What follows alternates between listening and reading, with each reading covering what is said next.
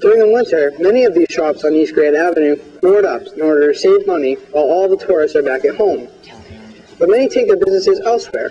Danielle, for instance, is opening up 2 kiosks at the main mall in order to keep the cash flow coming, while Old Orchard looks like a ghost town. Since I can't get the people to come here to Old Orchard, I've decided to open a couple kiosks at the main mall to go to where the customers are.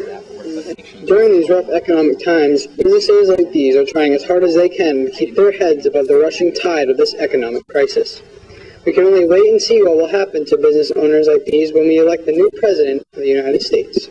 I'm Matt Peralt reporting for TATV, Channel 3. Welcome back.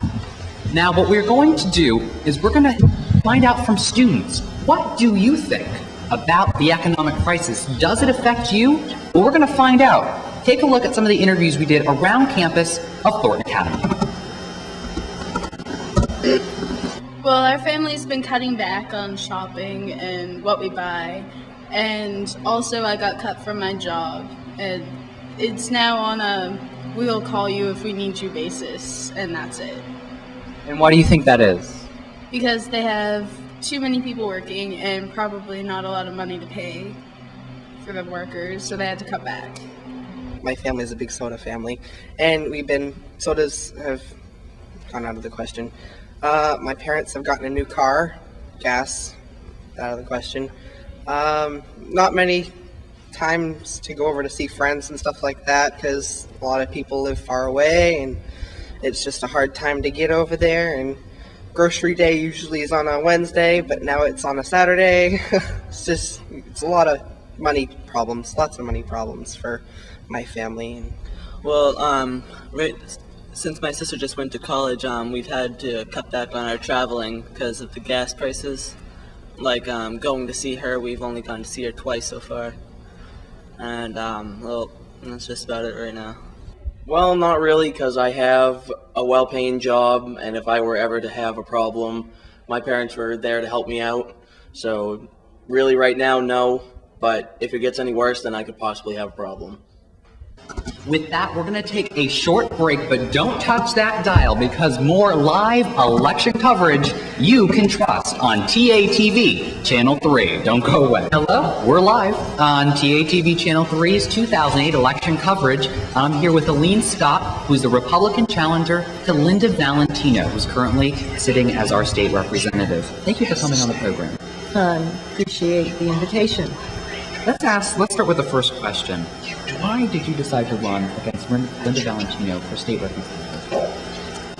It was honestly a last-minute decision when the original candidate on the Republican ticket needed to step out for some personal family reasons. And I was asked to consider going in and thought about it and thought it was a worthwhile endeavor, part of my responsibilities as a citizen,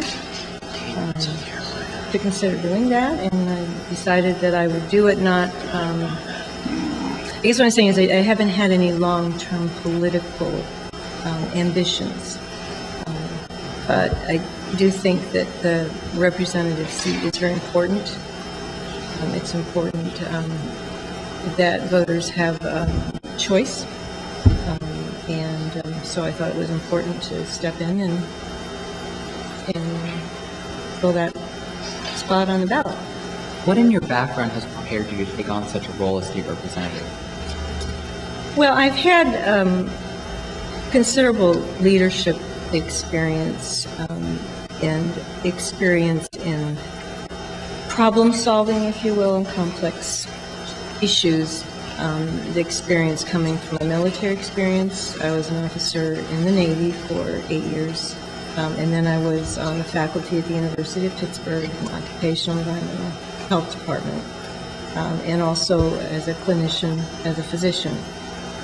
So when you combine that experience, I think it gives me the proper background to be able to serve in this type of position, even though I haven't served in elected office before. What do you think about your opponent, Representative Valentino? Do you think that she has done a good job for Saco citizens, or do you think that she's failed Saco in some respects? I think Representative Valentino has done a good job. I think she's been a good representative for Saco. We have some differences just in terms of approach probably to fiscal issues. I'm fairly fiscal conservative in general. But I have to give her credit for having done a good job in representing the citizens of Saco. As far as I'm aware of, no, we've only lived here for 4 years. So came in really as she was beginning. It takes some time to get used to the environment, but I don't want to criticize the job that she's done. Then why should somebody vote for you over Representative Valentino? I'd have to leave that up to them to decide if there are any shortcomings that they might see. Or, as I said, I think that the general issue would, the general differences would probably be in approaches to budgeting, taxes, that type of thing. In terms of, like I say, I feel that I'm if you want to put me in a category, that would be the category I would put in. I like to see generally lower taxes and smaller government. So we haven't sat down and discussed details of differences. I think that's probably where it would be.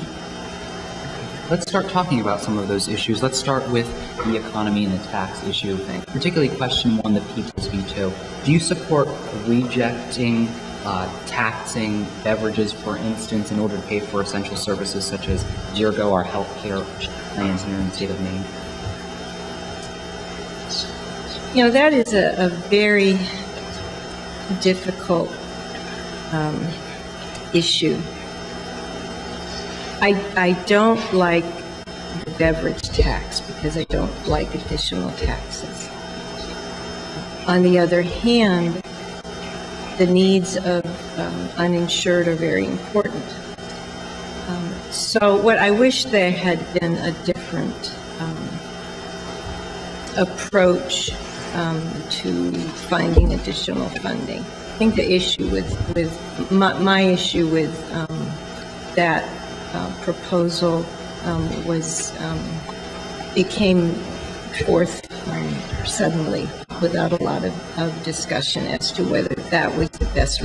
Is that really the only alternative? I mean, that's the question. Is that really the only option to add a tax? There certainly has been concern raised by retailers and consumers that it's not the right way to do it. So while I support funding for the healthcare initiative, I'm not sure that's the way to do it. Because it adds a whole nother tax. I think we need to go back and look at where we can cut from other programs to provide adequate support for it, rather than adding a new tax. What other programs would you look at cutting in order to pay for something like that? I think I would look across the board as to where there may be waste, where there may be any excesses, whether they be administrative costs, how effective are programs that are currently running? Are there any that are there programs that don't require the level of government involvement, perhaps that the health care issue is needing? And I don't have a specific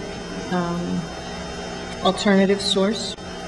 That's something but those are the kinds of things that I would want to explore if I were to go to Augusta, as to where there are any loose ends or where there, in terms of excesses administratively, or programs that aren't being as effective as they could be, that we could look to for alternatives rather than adding a new tax. I think we need to do our best not to add new taxes and explore the programs that we have. So you would vote yes on one? Yes. If hypothetically you don't get elected, what's next for Elaine Scott? Well, I don't have any immediate plans to rerun in 2 years, if that's the question that you're going for. It's too far off. As I say, we had another candidate that was interested. Probably she came back forth. I didn't stand in the way, but 2 years is a ways off. This has been in